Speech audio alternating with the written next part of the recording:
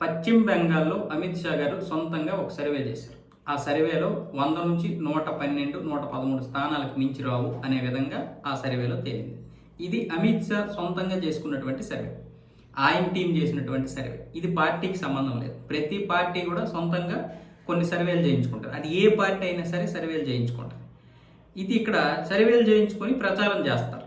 మాకు ఇన్ని వస్తాయి అంట, వచ్చినా రాకపోయినా మాకు ఇన్ని వస్తాయని చెప్పుకుంటారు. కానీ ఇక్కడ అమిత్ షా ఆయన సర్వే దేనికి? ప్రచారం కోసం కాదు, ఆయనకి నిజాలు తెలియడం కోసం.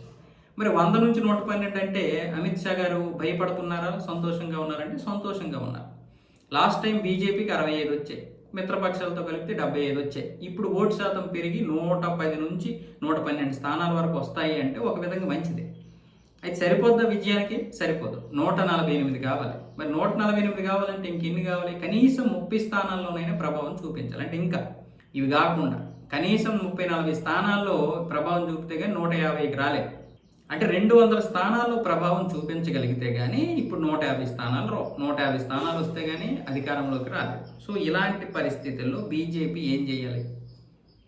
ఆ నాయకుల్ని, అనుచరుల్ని ఇంకా అప్రమత్తం చేస్తున్నారు అమిత్ షా గారు. ఇప్పటికే అక్కడ జరుగుతున్నటువంటి పరిణామాల వల్ల హిందువుల్లో పూర్తిగా రాలేదు. చాలా వరకు అయితే సగం కంటే ఎక్కువ, ఒక 60% అక్కడ హిందువుల్లో మార్పు అయితే వచ్చింది, చలనం అయితే వచ్చింది. కానీ ఇక్కడ ముస్లింలు ఏం చేస్తున్నారు?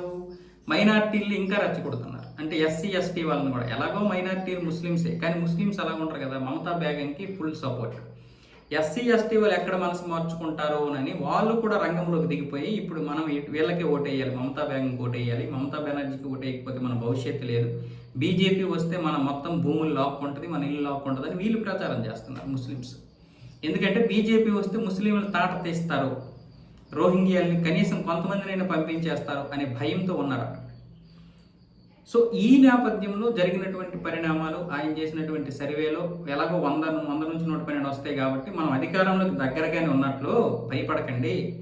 ఎందుకంటే ఈ సర్వే ప్రకారం 100 రావాలని ఏం లేదు, 110 రావాలని ఏం లేదు. ఎక్కువ రావచ్చు, తక్కువ రావచ్చు, లాస్ట్ టైం కంటే తక్కువ రావచ్చు, లేదా అధికారం కూడా రావచ్చు.